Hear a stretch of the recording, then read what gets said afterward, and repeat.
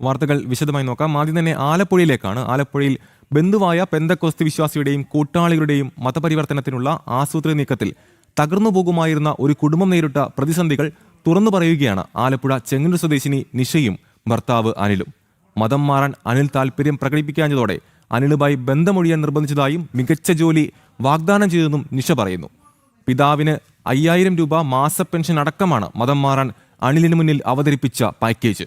സുധീഷ് ഗോപാൽ വിവരങ്ങൾ നൽകും. സുധീഷ്, ഇപ്പോൾ മതപരിവർത്തനത്തിന്റെ പെന്തക്കോസ്ത് ഭീകരത വാർത്തയാണ് ആലപ്പുഴയിൽ നിന്നും വരുന്നത്. മതം മാറാനുള്ള ഒരു ശ്രമത്തിന്റെ ഭാഗമായി ഒരു വൻ പാക്കേജ് അടക്കമാണ് അവർ മുന്നോട്ട് വെച്ചത്. ആ ബന്ധമൊഴിയാനും അതോടൊപ്പം തന്നെ പിതാവിന് 5000 രൂപ മാസ പെൻഷൻ വരെ നൽകാൻ തയ്യാറാകുന്ന ഒരു സാഹചര്യം. വിവരങ്ങൾ പറയൂ സുധീഷ്.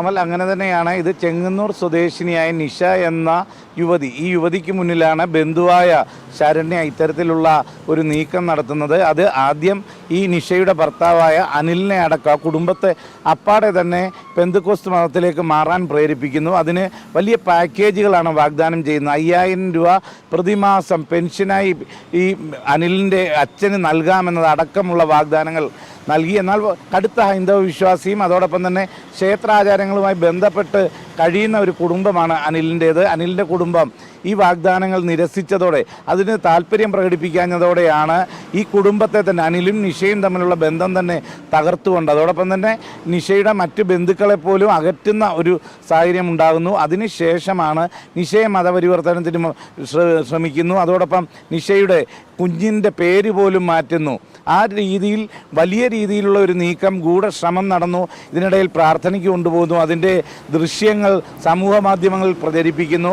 ഇതോടൊപ്പം തന്നെ മറ്റു ചില സോഷ്യൽ മീഡിയ വഴി കള്ള വാർത്തകൾ നൽകുന്നു. ഇതോടൊപ്പം തിരിച്ച് ഈ നിഷ അനിലിനൊപ്പം പോയി കഴിയുന്നതോടെ ഹേബിയസ് കോർപ്പസ് അടക്കം ഈ ബന്ധു ഹൈക്കോടതിയിൽ നൽകിക്കൊണ്ട് ഈ പെൺകുട്ടിയെ കാണാതായി എന്ന് ചിത്രീകരിക്കുന്നു, തട്ടിക്കൊണ്ടുപോയി എന്ന് ചിത്രീകരിക്കുന്നു. ഈ രീതിയിലെല്ലാം സമൂഹ മാധ്യമങ്ങളിലൂടെ അതോടൊപ്പം തന്നെ മറ്റ് സോഷ്യൽ മീഡിയകളിലൂടെയൊക്കെ തന്നെ ഓൺലൈൻ വാർത്താ ചാനലുകൾ അടക്കം വാർത്തകൾ പ്രചരിപ്പിക്കുകയും മറ്റും ചെയ്യുന്നു.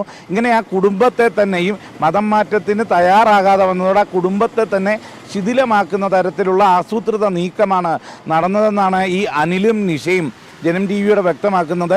ഇതേ സാഹചര്യത്തിൽ തന്നെ ഇത്തരമൊരു സാഹചര്യത്തിൽ സഹായം അഭ്യർത്ഥിച്ചുകൊണ്ട് വിശ്വ ഹിന്ദു പരിഷത്തിൻ്റെ ചെങ്ങന്നൂർ ഓഫീസിലെത്തി അവിടെ വിശ്വ ഹിന്ദു പരിഷത്തിൻ്റെ സംസ്ഥാന പ്രസിഡന്റിനെ അടക്കം കണ്ട് സഹായം അഭ്യർത്ഥിക്കുന്ന ഒരു സാഹചര്യവും ഉണ്ടാകുന്നു. ഇത്തരത്തിലുള്ള ഈ ഭീകര പ്രവർത്തനം ഇത് തുടരുകയാണെങ്കിൽ അതിനെതിരെ കർശന നടപടിയുമായി മുന്നോട്ട് പോകുമെന്നാണ് വിശ്വ ഹിന്ദു പരിഷത്തും അറിയിച്ചിട്ടുള്ളത്. ഇത്തരത്തിൽ നിയമ സംവിധാനങ്ങളെപ്പോലും വിലക്കെടുക്കുന്ന തരത്തിലേക്ക് ഉള്ള ഇടപെടൽ ഇവർ നടത്തുന്നു എന്നതാണ് ചൂണ്ടിക്കാണിക്കപ്പെടുന്നത്. ഹൈക്കോടതിയെ അടക്കം തെറ്റിദ്ധരിപ്പിക്കുന്നു. ആ രീതിയിൽ ഹൈക്കോടതിയിൽ ഹേബിയസ് കോർപ്പസ് നൽകുന്നു. സത്യത്തിൽ ഈ നിഷയെ കാണാനില്ല, തട്ടിക്കൊണ്ട് പോയി എന്ന് പരാതി നൽകുമ്പം നിഷയുടെ അമ്മയും നിഷയുടെ ഭർത്താവും അടക്കം കഴിഞ്ഞ ദിവസം ഹൈക്കോടതിയിൽ ഹാജരായിരുന്നു. എന്നാൽ ഇവർ സൂചിപ്പിക്കുന്നത് ഹൈക്കോടതിയിൽ ഇവർ ഹാജരാകുമ്പോഴും ഈ പറഞ്ഞ ഈ പരാതി നൽകിയവരോ ആരും തന്നെ ഈ ഹൈക്കോടതിയിൽ എത്തിയിരുന്നില്ല. ആ രീതിയിൽ ഇപ്പോഴും ആ കേസ് പെൻഡിങ്ങിൽ നിൽക്കുന്നു എന്നതാണ് പറയുന്നത്. ഇതേ സാഹചര്യത്തിൽ തന്നെ നമ്മൾ ഇവരെ മതപരിവർത്തനത്തിന് പ്രേരിപ്പിച്ചു എന്ന് പറയപ്പെടുന്ന ശരണ്യയുമായും ഫോണിൽ ബന്ധപ്പെട്ടിരുന്നു. അവർ പറയുന്നത് നിഷയെ ഒരു ആപത്ഘട്ടത്തിൽ സഹായിക്കുക മാത്രമാണ് ചെയ്തത് എന്നതാണ്. എന്നാൽ നിഷയുടെ ഭർത്താവ് അടക്കം പറയുന്നു വളരെ കൃത്യമായി നിഷ ചില രോഗങ്ങൾക്ക് മരുന്ന് കഴിച്ചിരുന്നു. ആ മരുന്ന് കഴിക്കാൻ പോലും സമ്മതിച്ചിരുന്നില്ല. അതും ഫാർമസിസ്റ്റായ ഒരു യുവതിയാണ് ഈ ശരണ്യ.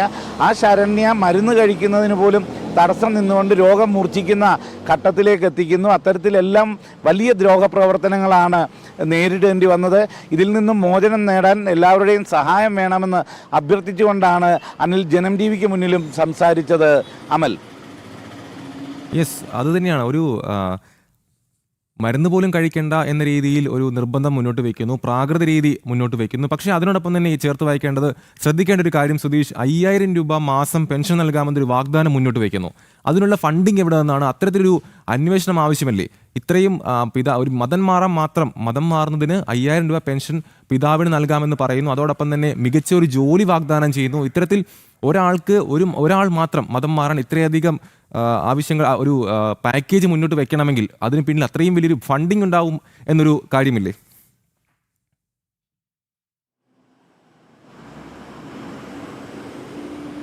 അമൽ, തീർച്ചയായും അതൊക്കെ സംശയിക്കേണ്ടിയിരിക്കുന്നു. അത് അവരുടെ സഭയിൽ വന്നാൽ മാത്രമേ ഈ പെൻഷൻ്റെ ആനുകൂല്യം ലഭിക്കുകയുള്ളൂ. അത് അവരുടെ മതത്തിൻ്റെ ഫണ്ടാണ്, ഇല്ലെങ്കിൽ ആ സംവിധാനത്തിൻ്റെ ആ സഭയുടെ ഫണ്ടാണ് എന്നതാണ് സൂചിപ്പിക്കുന്നത്. ഇതേ സാഹചര്യത്തിൽ PSCയിൽ പോലും സ്വാധീനമുണ്ട്, ഞങ്ങൾക്ക് സർക്കാർ ജോലി നിങ്ങൾക്ക് തരപ്പെടുത്തി നൽകാമെന്നത് അടക്കം വാഗ്ദാനം ചെയ്തു എന്നാണ് നിഷ നമ്മളോട് പറഞ്ഞിട്ടുള്ളത്. ആ രീതിയിൽ പ്രവൃത്തികൾ നടക്കുന്നുണ്ടോ, മതം മാറുന്നവർക്ക് ഇത്തരത്തിൽ ജോലി ലഭിക്കുന്നുണ്ടോ എന്നതടക്കം പരിശോധിക്കേണ്ടതുണ്ട്.